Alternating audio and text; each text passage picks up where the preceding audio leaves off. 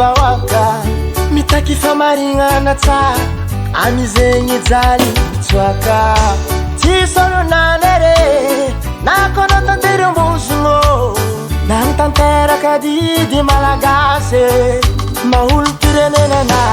managna zo fidy vahoaka malagasy ary managna zo itaky zay ampasoany firenena amidimy sy fara zegny maholo pirenenanazy kasy tokotrikitsikitsatsika ne zany mitaky fampianaragna tonga tsare mitaky fiainagna komba tsare ny rano sudir mba normal maro koa ny olo diplôme kanefa agnaty zegny tsisy ase fandrampalemagna tsise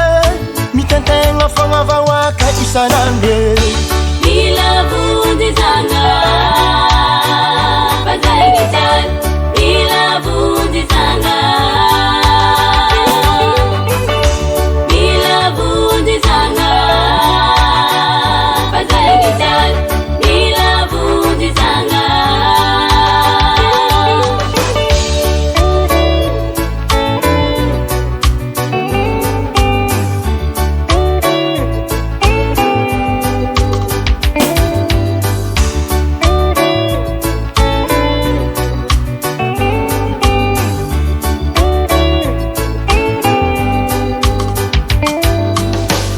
Kemangeta etize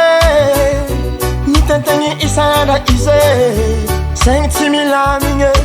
fiainam-bahoaka me miakatra ke izy mba hijoro ialagna mi fiainagna ratsy navaly baka kô figagana ndraiky vavavazy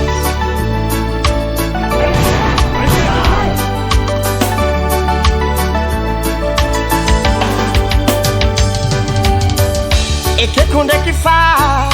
tsisy olombelo tonga lafatra na misy fifandisovagna edite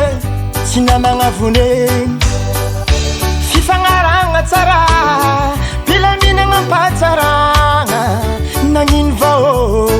mijoro izy tonga de basy miboka Mila vundizanga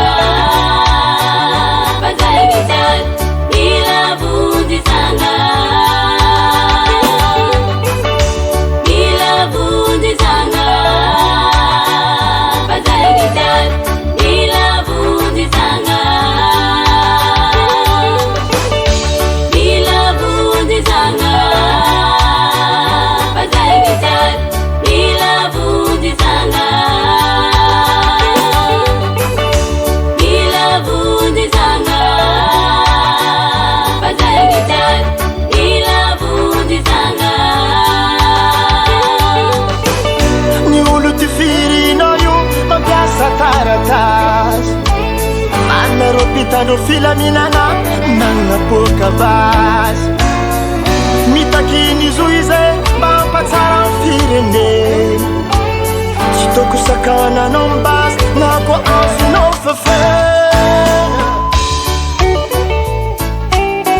zay talao